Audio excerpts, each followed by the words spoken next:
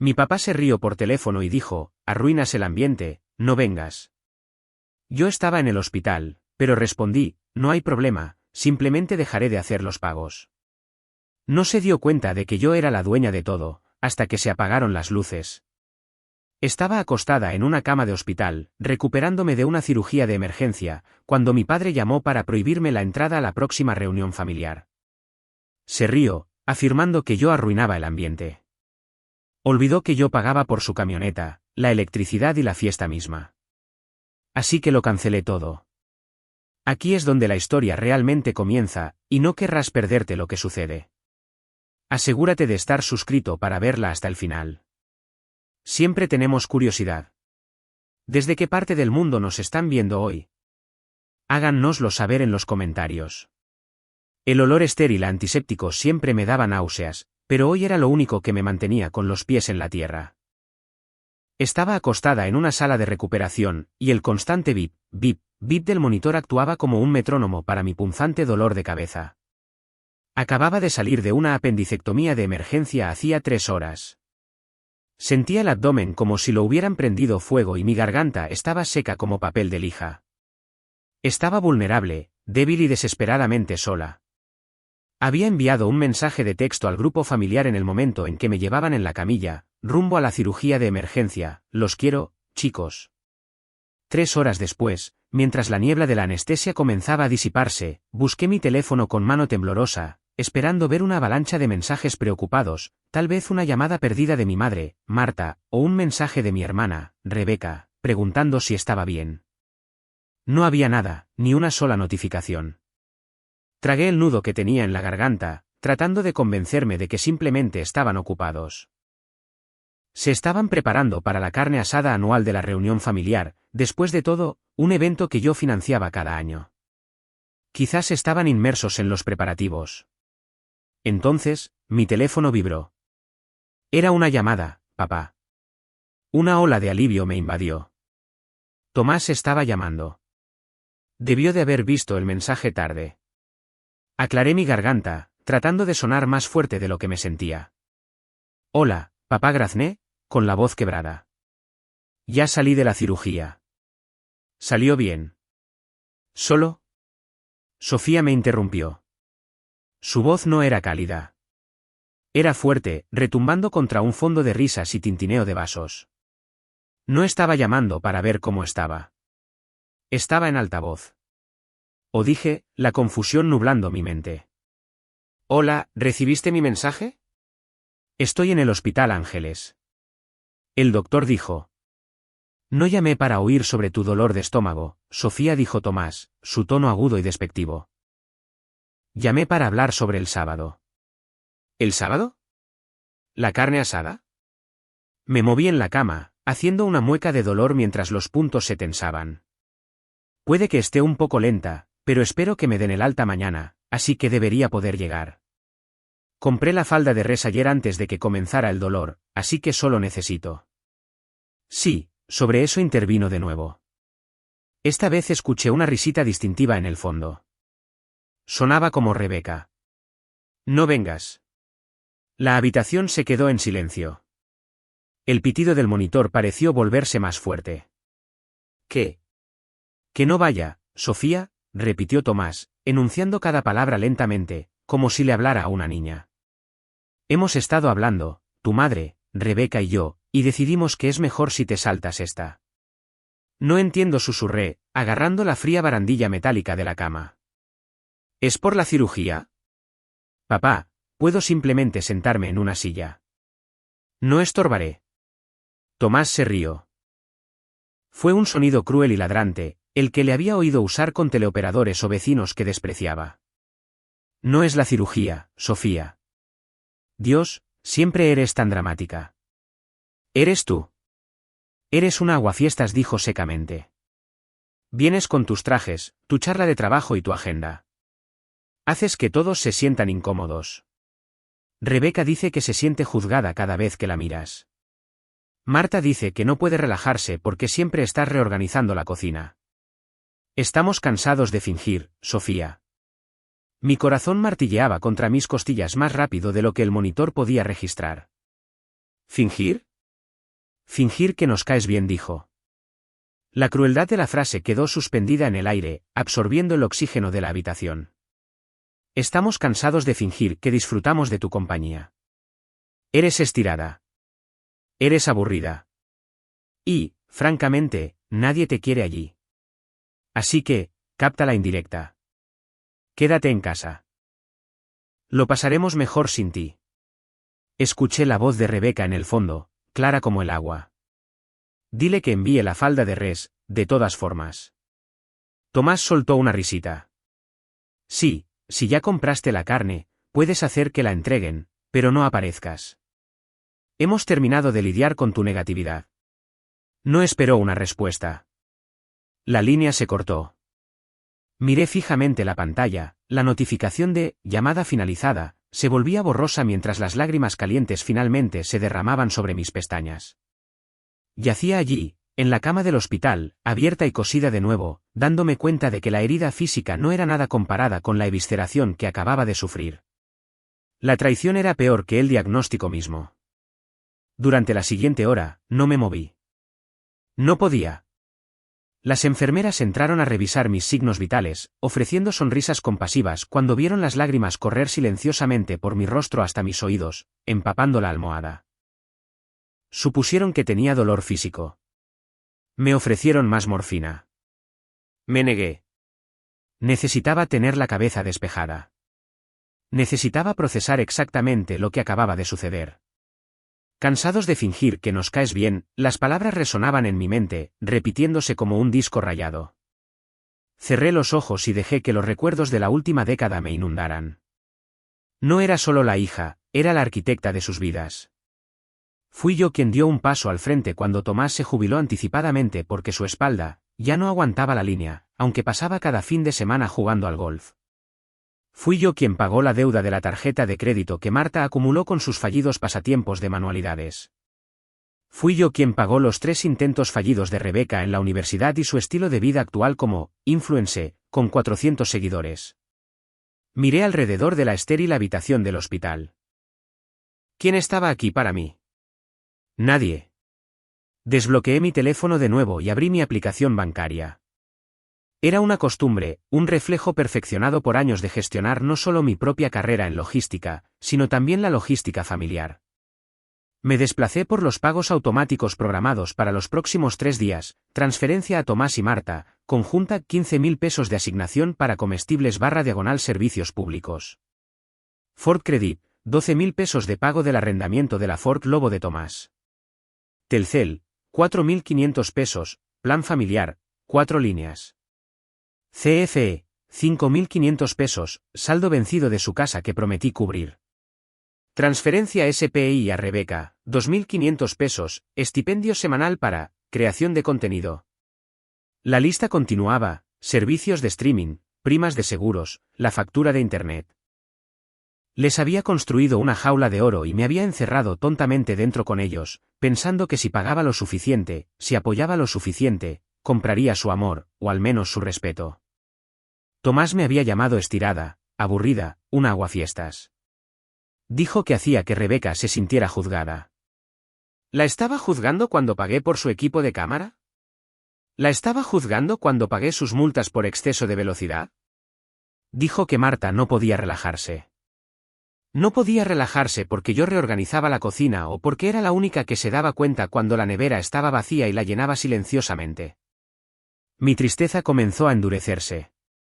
Se enfrió, solidificándose en algo denso y pesado en la boca de mi estómago. No era rabia, todavía no. Era una constatación fría y clínica. Me veían como un servicio público.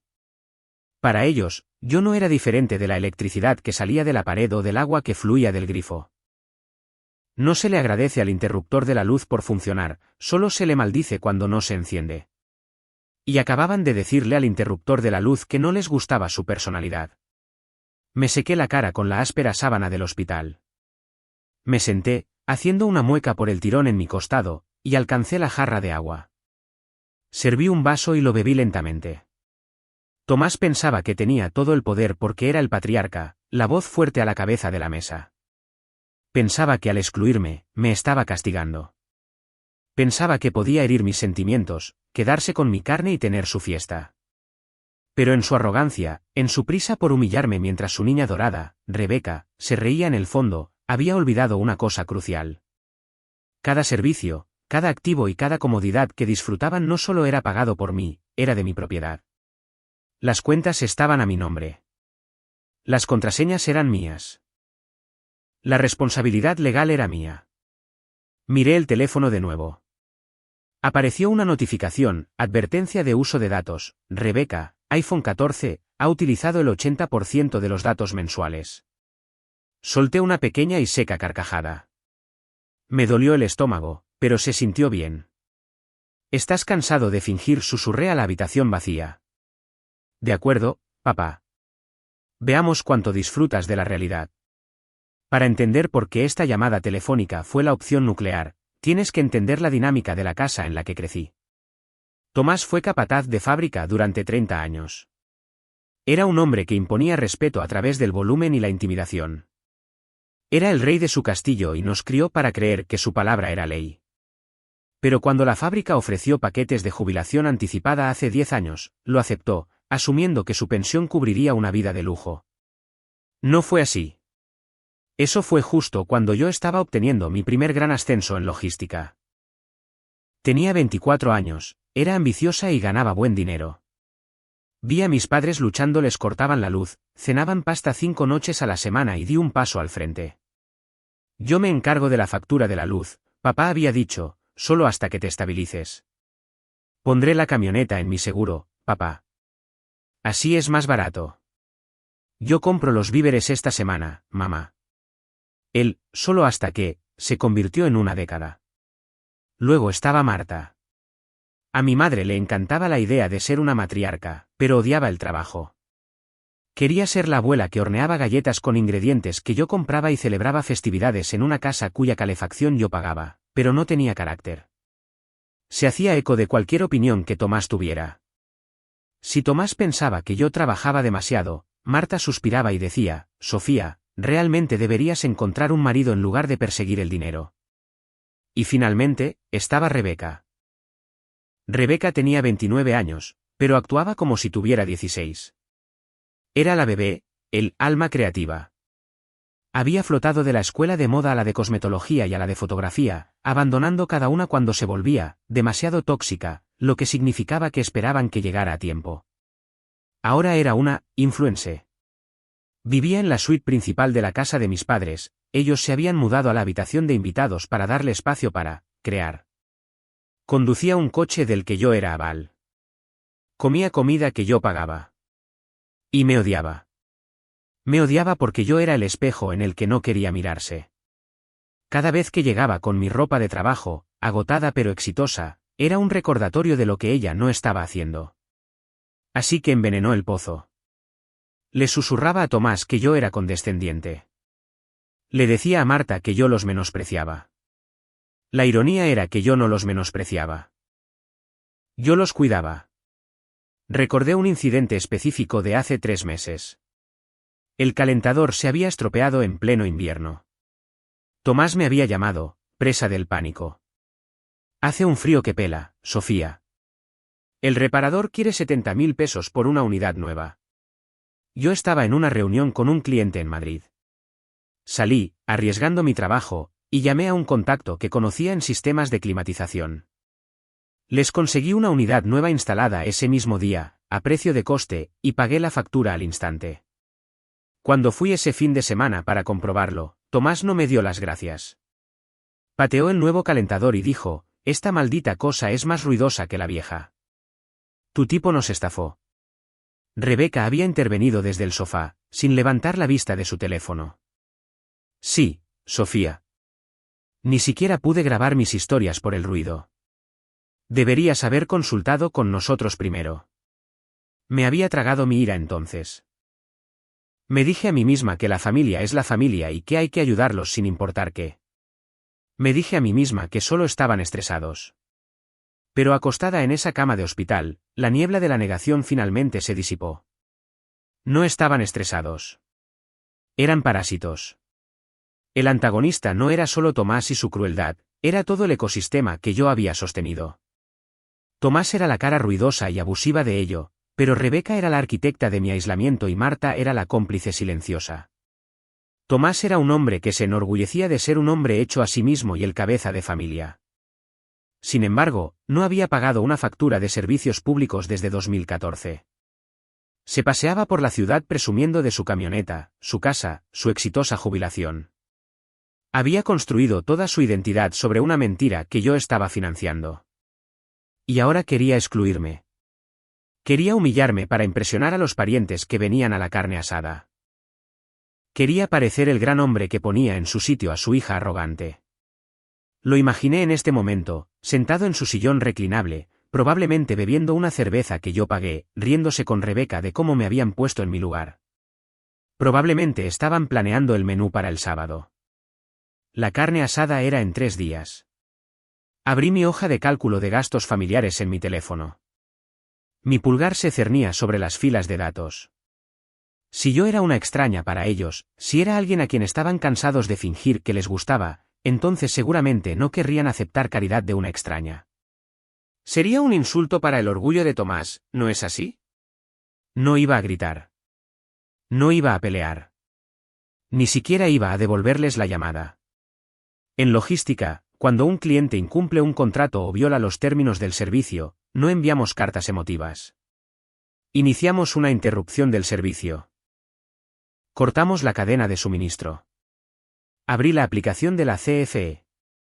No dormí esa noche. El hospital era ruidoso, claro, pero el verdadero ruido estaba en mi cabeza. Pasé las horas entre las 2 de la madrugada y el amanecer haciendo lo que mejor sé hacer, auditar. Traté a mi familia como un nodo fallido de la cadena de suministro. En mi línea de trabajo, cuando un proveedor se vuelve poco fiable y los costes superan el valor de los bienes recibidos, no te pones sentimental. Miras el contrato, encuentras las cláusulas de salida y lo terminas. Tenía mi portátil, mi hermana me lo había dejado hacía 2 días, quejándose de que mejor no le pidiera que trajera nada más. Y abrí una nueva hoja de Excel. La titulé, Operación, choque de realidad. Primero, inicié sesión en el portal de servicios públicos. La cuenta de la casa familiar, un rancho de 4 dormitorios que Tomás insistía en mantener a pesar de los costes de mantenimiento, estaba a mi nombre. Me había hecho cargo de ella hacía 6 años, cuando Tomás olvidó pagar la factura durante 3 meses y se enfrentaban a un corte en enero. Navegué hasta la pestaña de Estado del servicio. Saldo actual, 0 pesos. Pago automático, activo. Dirección de servicio programada, calle de los Fresnos 1402. Hice clic en Detener servicio. Apareció una ventana de advertencia, ¿estás seguro? Esto desconectará la energía de la residencia en la fecha seleccionada. Seleccioné la fecha, sábado, 15 de julio, el día de la carne asada. Seleccioné la franja horaria, de 12 del mediodía a 2 de la tarde. A Tomás le gustaba servir la comida a la 1 de la tarde en punto. Necesitaba el ahumador eléctrico para la falda de res, los ventiladores comerciales de gran tamaño para mantener el patio fresco y el sistema de sonido exterior especializado para poner a todo volumen su lista de reproducción de rock clásico. Hice clic en Confirmar. A continuación, el Internet, el paquete de fibra óptica que Rebeca insistía en que necesitaba para sus subidas. Lo cancelé, con efecto a partir del viernes a medianoche. Sin wifi para los invitados. Sin streaming, sin publicar historias. Luego vino la parte más difícil, puramente desde un punto de vista sentimental, la camioneta. Era una Ford Lobo King Ranch. Precioso interior de cuero, totalmente equipada. Tomás trataba esa camioneta mejor que a sus hijos. La lavaba 2 veces por semana. Pero su crédito estaba por los suelos por una estafa de la Flor de la Abundancia en la que cayó en 2018, así que el arrendamiento estaba a mi nombre. Yo pagaba los 12.000 pesos al mes. Yo pagaba el seguro. Inicié sesión en el portal de Ford Credit. Al arrendamiento le quedaban 4 meses antes de la opción de compra. Leí la letra pequeña sobre la terminación anticipada.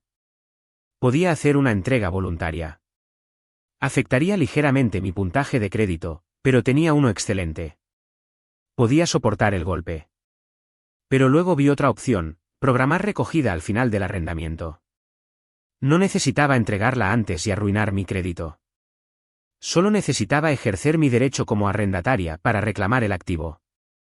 Inicié una solicitud de recuperación del vehículo por conductor no autorizado. Técnicamente, Tomás ya no figuraba como el conductor principal en la póliza de seguro. Lo era yo. Él era un operador permitido, un permiso que estaba a punto de revocar.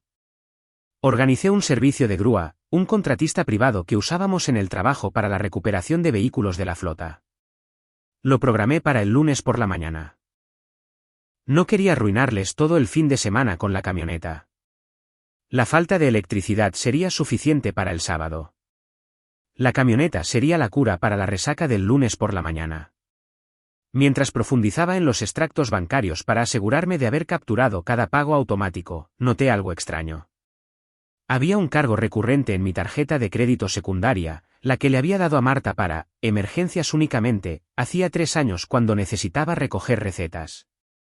Transacción pendiente, Sephora 4.500 pesos. Transacción pendiente, Palacio de Hierro 3.500 pesos. Transacción pendiente, La Europea 5.500 pesos. Sentí un escalofrío recorrer mi espalda. Esta tarjeta no era solo para emergencias. La habían estado usando durante meses. Me desplacé hacia atrás. Miles de pesos. Maquillaje, alcohol, ropa. Hice clic en los detalles de la transacción del cargo de la Europea. Tenía fecha de ayer. Estaban comprando el alcohol para la fiesta a la que no estaba invitada, usando mi tarjeta de crédito. No era solo un aguafiestas, era la proveedora de catering. Cogí mi teléfono y llamé al departamento de fraudes de la tarjeta de crédito. Quisiera denunciar actividad no autorizada, le dije a la agente, mi voz firme y fría. Y necesito cancelar esta tarjeta inmediatamente. No envíen un reemplazo a la dirección registrada. Esa dirección está comprometida. Para cuando salió el sol, había desmantelado toda la infraestructura financiera de la calle de los Fresnos 1402. Me recosté contra las almohadas, agotada pero extrañamente energizada. Había detenido la hemorragia. Me dieron el alta el viernes por la tarde. No fui a casa de mis padres. Tomé un Uber a mi propio apartamento, un santuario tranquilo y moderno en la Condesa que mi familia rara vez visitaba porque encontrar estacionamiento era un lío. El sábado llegó con una ola de calor. Hacía 35 grados con un 90% de humedad, una sofocante y asfixiante manta de calor. Me senté en mi sala de estar con aire acondicionado, bebiendo té helado, con mi teléfono sobre la mesa de café. Las 12 del mediodía llegaron y pasaron. La 1 de la tarde. Imaginé la escena. La falda de res estaría a medio hacer en el ahumador eléctrico. Los invitados tías, tíos, primos que no había visto en un año estarían llegando. Tomás estaría siendo el centro de atención, con una cerveza en la mano, probablemente haciendo una broma sobre cómo Sofía no pudo venir, está demasiado ocupada siendo directora ejecutiva. Rebeca estaría tratando de grabar un TikTok de la mesa puesta. 1:30 de la tarde. Mi teléfono se iluminó. Llamada entrante, papá. Dejé que sonara. Volvió a sonar inmediatamente. Luego, un mensaje de texto de Rebeca, ¿se te olvidó pagar la factura? Se acaba de ir la luz. ¡Qué oso! Tomé un sorbo de mi té. No respondí. Luego una llamada de Marta. Luego Tomás de nuevo. Finalmente, a la 1:45 de la tarde, respondí. ¿Hola? ¿Sofía? Tomás no solo habló, explotó. Podía oír el ruido de fondo, no música y risas, sino murmullos confusos y el pitido distintivo de un detector de humo con la batería agotada. Se fue la luz. El ahumador se paró, el aire acondicionado está apagado. Tenemos 30 personas aquí y esto es un sauna. O dije con calma. Eso suena desafortunado. ¿Desafortunado? Es un desastre. La carne se va a estropear. Revisé el interruptor, está bien. ¿Pagaste la factura? Apuesto a que se te olvidó pagar la maldita factura con tu drama de la cirugía. No se me olvidó, papá, dije. Mantuve mi voz baja, suave, profesional. La cancelé. Hubo un silencio al otro lado tan profundo que pensé que se había cortado la llamada. ¿Qué hiciste qué? Cancelé el servicio, repetí. Estuve revisando mis finanzas mientras estaba en el hospital, ya sabes, como tenía tanto tiempo libre al no ir a la carne asada. Y me di cuenta de que estaba pagando por una casa en la que no vivo para una fiesta a la que no soy bienvenida. ¿Estás loca?, rugió Tomás. La pretensión de patriarca amable se desvaneció. Ahora era el matón. Vuelve a conectarla ahora mismo. El tío Jorge está aquí. La comida está cruda. ¿Nos estás avergonzando? Creo que te estás avergonzando a ti mismo, papá, respondí. Me dijiste que todos estaban cansados de fingir que les gustaba. Bueno, lo acepté. Y como ya no somos cercanos, supuse que no te sentirías cómodo aceptando caridad de alguien a quien desprecias. Así funciona el orgullo, ¿verdad? Esto no es caridad, es un deber familiar, gritó. Oí a Rebeca chillar en el fondo. Mi transmisión en vivo se cortó. Mi wifi se fue. El deber es mutuo, dije. ¿Querías que me fuera? Me fui. Y mi billetera se fue conmigo. Tienes una pensión, papá. Estoy segura de que puedes llamar a la CFE y abrir una cuenta a tu nombre. Quizás puedan acelerar una conexión para el lunes. El lunes sonaba como si se estuviera ahogando. Tenemos invitados ahora. Entonces supongo que será mejor que pidan pizza. Ah, espera. No uses la tarjeta de crédito azul. La denuncié como robada ayer. ¿La denunciaste como robada? Su voz bajó a un susurro peligroso. Marta estaba en la tienda. Lo vi, dije. La europea, 5.500 pesos en una tarjeta para emergencias médicas. Eso es fraude, papá. La cancelé. Tú, pequeña ingrata. Escupió. ¿O qué? Interrumpí, mi voz endureciéndose. ¿Me desinvitarás de nuevo? No tienes ningún poder sobre mí, Tomás. Ninguno. Disfruta del calor. Colgué. Puse mi teléfono en no molestar y abrí un libro, pero no leí. Me quedé mirando la pared, con el corazón acelerado. Era la primera vez en mi vida que le colgaba. Mis manos temblaban, no de miedo, sino de la adrenalina de la libertad. El silencio del fin de semana fue ensordecedor, pero no pacífico. Sabía que estaban luchando. Revisé mis redes sociales el domingo por la mañana. Rebeca me había bloqueado, pero yo tenía una cuenta anónima que usaba para investigación de mercado. Busqué su perfil. Había publicado un largo y lacrimógeno vídeo a través de sus datos móviles desde el estacionamiento de un Starbucks. Algunas personas son tan tóxicas, lloraba a la cámara, secándose una lágrima seca. Mi propia hermana sabotó nuestra reunión familiar. Literalmente cortó la luz porque estaba celosa de no ser el centro de atención. Mi papá está desconsolado. Somos víctimas de abuso financiero. Los comentarios eran una mezcla de simpatía y confusión. Dios mío, qué horrible, y espera, ¿por qué paga ella tu factura de la luz si es la casa de tu papá? Rebeca estaba borrando las preguntas más rápido de lo que podían aparecer. Estaban tratando de controlar la narrativa. Me estaban pintando como la solterona vengativa y loca que arremetió porque no era amada. Estaban movilizando a la familia extendida. Tenía 3 llamadas perdidas de la tía Laura, probablemente llamando para sermonearme sobre respetar a mis mayores. Pero aún no había terminado. Lunes por la mañana, 8 en punto, conduje hasta la casa. Aparqué mi modesto sedán al otro lado de la calle, 2 casas más abajo. No iba a entrar, solo estaba allí para firmar el papeleo. A las 8:15, llegó la grúa de plataforma. Era un vehículo enorme, amarillo y ruidoso. El conductor, un hombre corpulento llamado Miguel con quien había hablado por teléfono, se detuvo justo delante de la entrada donde la Ford Lobo brillaba bajo el sol de la mañana. Salí de mi coche y me acerqué. La puerta principal de la casa se abrió de golpe. Tomás salió, todavía en pijama y con una camiseta manchada. Parecía demacrado. El calor sin aire acondicionado durante 2 días debió de haber sido brutal. ¿Qué demonios es esto?, gritó Tomás, bajando por la entrada. Aleja esa grúa de mi entrada. Miguel, el conductor, salió con un portapapeles. Estaba tranquilo, profesional y era el doble de grande que Tomás. Recogiendo una Ford Lobo de 2022. El arrendatario solicitó la recuperación. ¿Arrendatario? Tomás se puso morado. Yo soy el dueño. Esa es mi camioneta. En realidad dije, subiendo a la acera, no lo es. Tomás se dio la vuelta bruscamente. Me miró con puro odio. Tú. Marta y Rebeca aparecieron en la puerta. Rebeca tenía su teléfono fuera, grabando. Ahora intentas robarle la camioneta, gritó Rebeca para su audiencia. Miren esto, chicos. Está literalmente robando nuestra propiedad. No es su propiedad, dije, lo suficientemente alto para que el vecino, el señor Hernández, que estaba regando su césped, pudiera oír.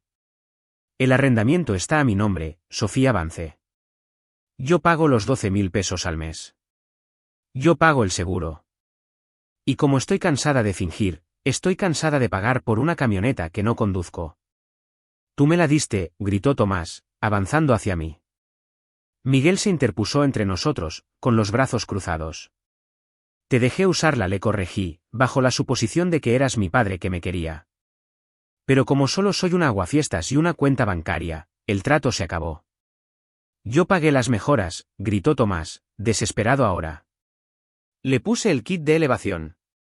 Le puse el revestimiento de la caja. ¿Con qué dinero, papá?, pregunté.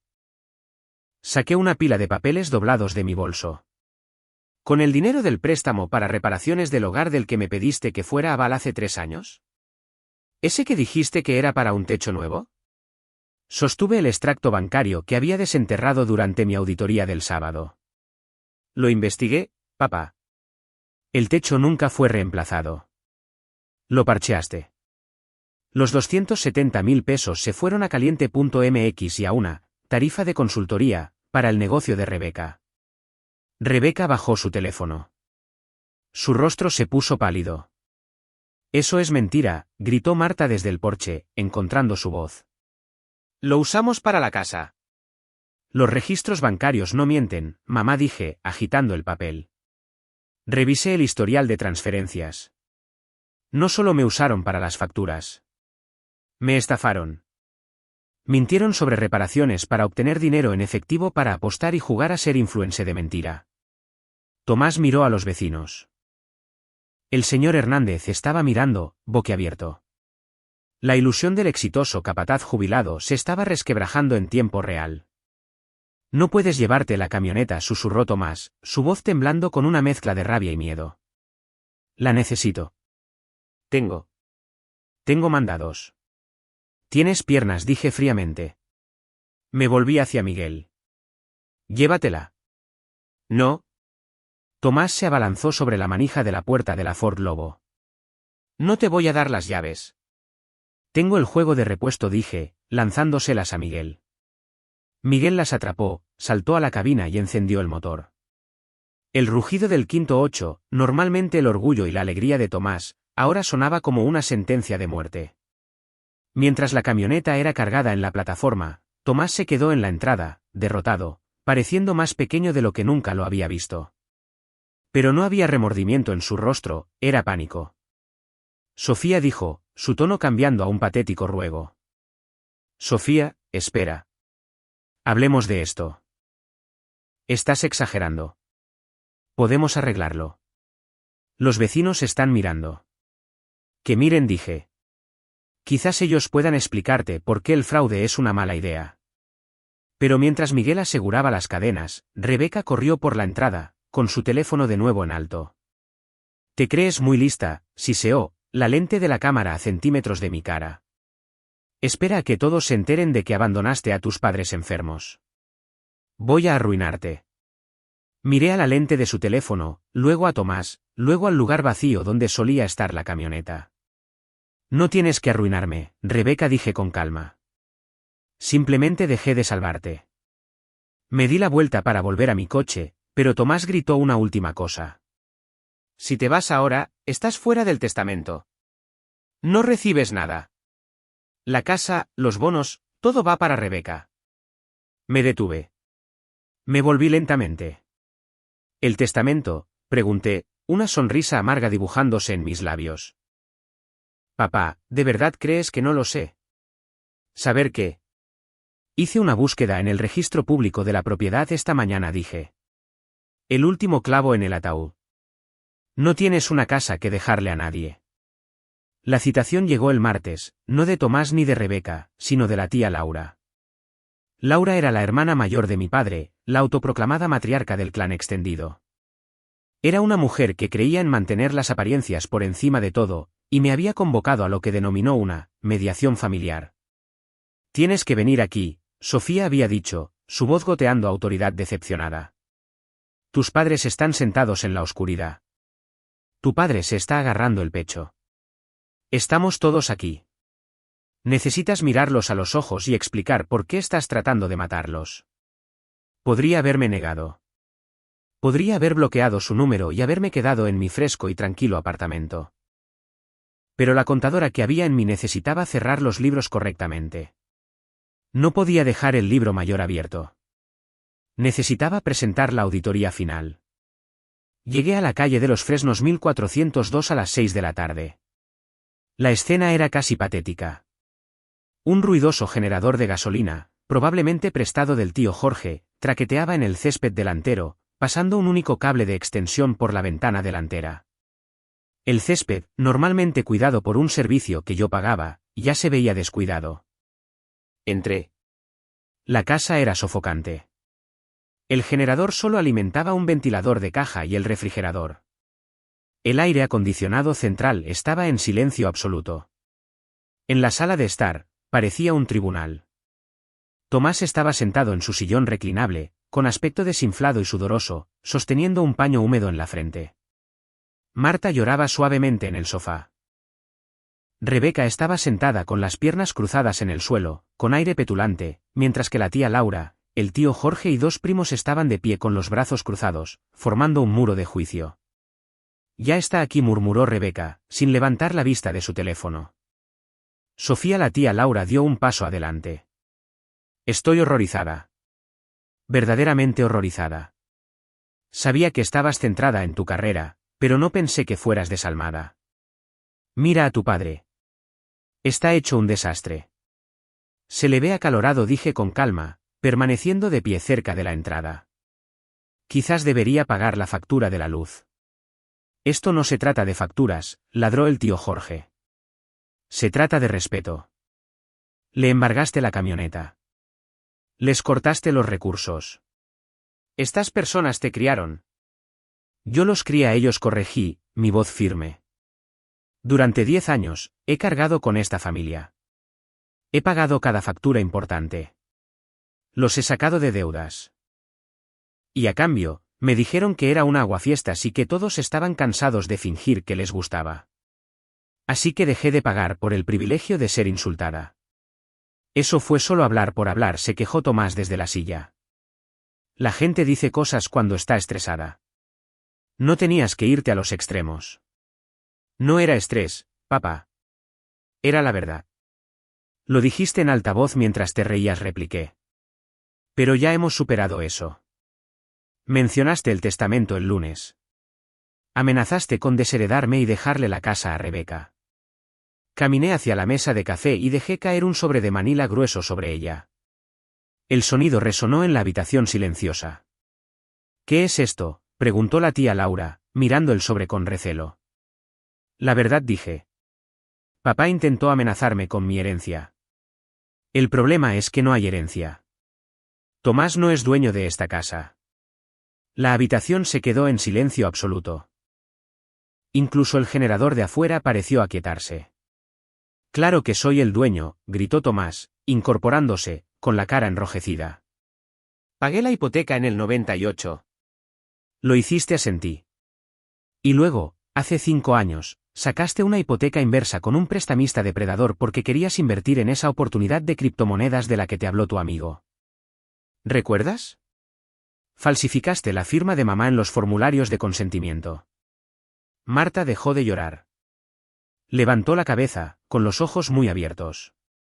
¿Qué? No quería sacar esto a relucir, continué, dirigiéndome a la habitación pero mirando directamente a Tomás. Me enteré hace 3 años cuando llegó un aviso de morosidad a mi correo electrónico porque mi nombre está asociado a las cuentas de servicios públicos de esta dirección. El prestamista pensó que yo era la propietaria.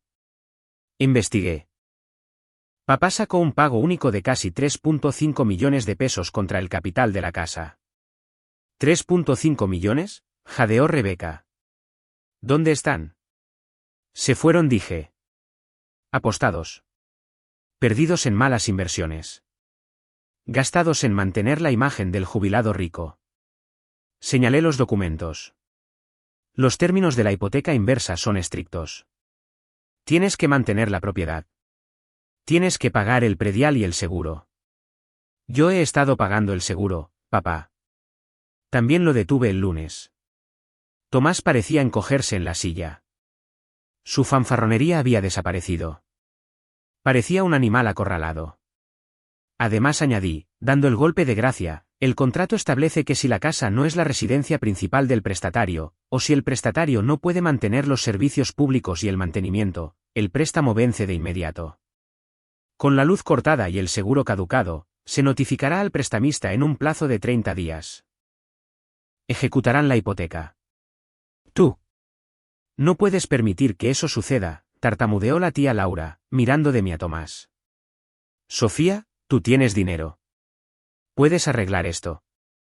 Puedes pagar el seguro. Puedes pagar los servicios públicos. Podrías en ti. ¿Pero por qué lo haría? Rebeca es la heredera, ¿verdad? La casa es para ella. Bueno, aquí está la realidad, la casa tiene un capital negativo. Si papá muere o se muda, el banco se la queda. Rebeca, no vas a heredar una casa.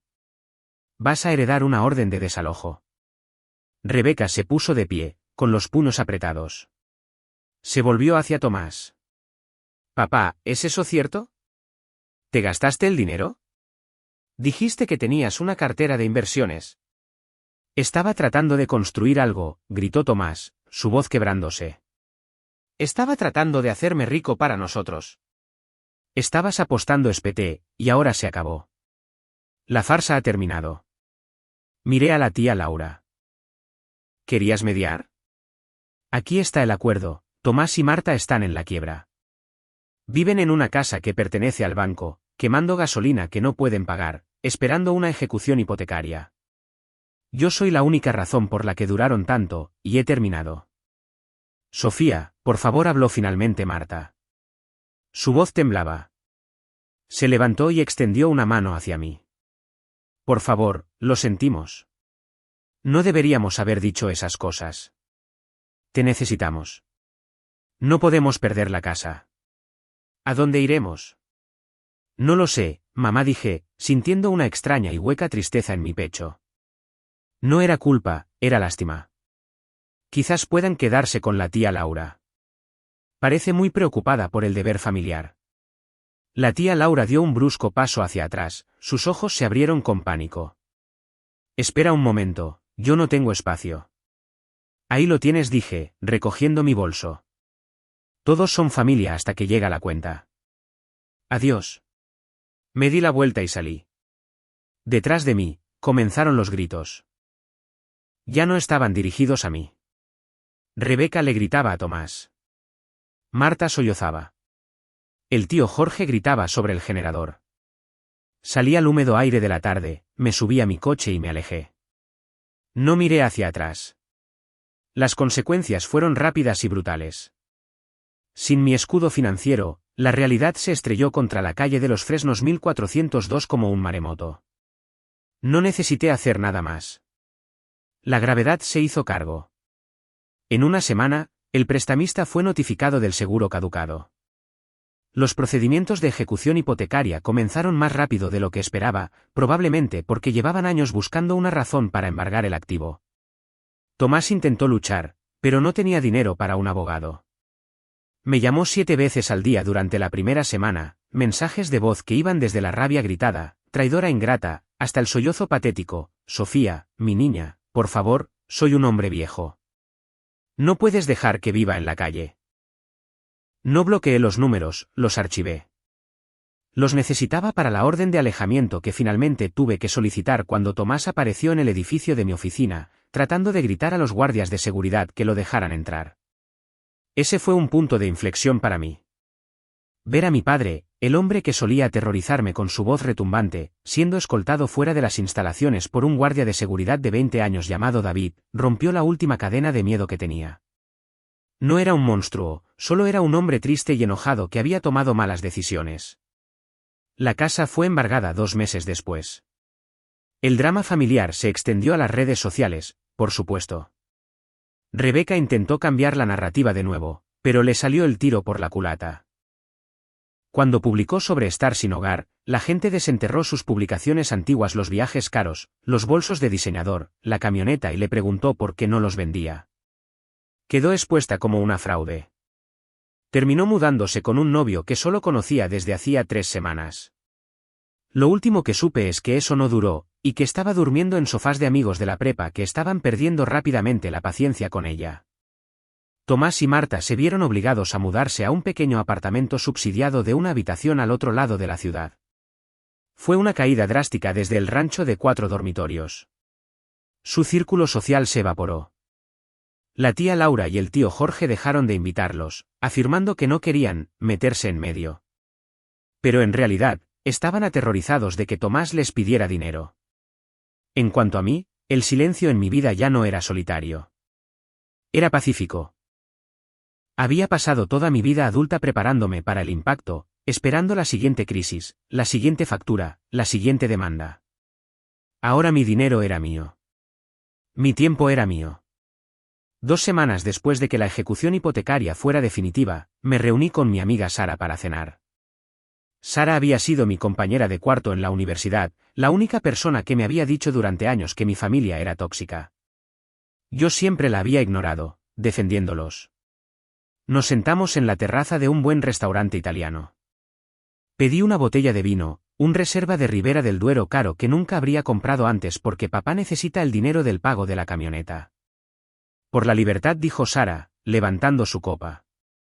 Por la realidad, respondí, chocando mi copa contra la suya. ¿Cómo te sientes?, preguntó, sus ojos buscando en mi rostro signos de arrepentimiento. Tomé un sorbo del vino. Era rico, complejo y perfecto. Siento como si acabara de dejar una mochila llena de piedras que he estado cargando desde que tenía 22 años, dije. Honestamente, echo de menos la idea de ellos, Sara. Echo de menos la idea de tener un padre que esté orgulloso de mí y una hermana que sea mi amiga. Pero no los echo de menos a ellos. Ese es el duelo, dijo Sara suavemente. Estás de luto por la familia que merecías, no por la que tuviste. Extendió la mano sobre la mesa y apretó la mía. Fue un pequeño gesto, pero significó más para mí que 1000, te quiero, vacíos de mi padre. Esa fue mi reconciliación. No con los abusadores que me veían como un cajero automático, sino con la parte de mí misma que creía que tenía que pagar por amor. Finalmente había aprendido la lección más importante de la logística de la cadena de suministro: no puedes sostener un sistema que no produce más que desperdicio. Tienes que cortar la línea. Mi teléfono vibró sobre la mesa. Era un mensaje de texto de un número desconocido. Sophie, soy mamá. Estamos en el apartamento. El aire acondicionado también está roto aquí. Papá lo está pasando muy mal. Por favor, solo 10.000 pesos. Aprendimos la lección. Te queremos. Miré el mensaje. Miré la palabra, queremos, añadida al final como una etiqueta de precio. No sentí ira. No sentí tristeza.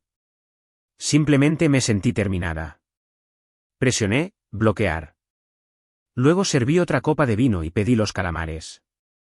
Tenía una vida que vivir, y por primera vez en mucho tiempo, realmente podía permitirme disfrutarla. Gracias por ver este vídeo. No olvides darle me gusta y suscribirte al canal de Secretos Revelados para no perderte las últimas historias emocionantes.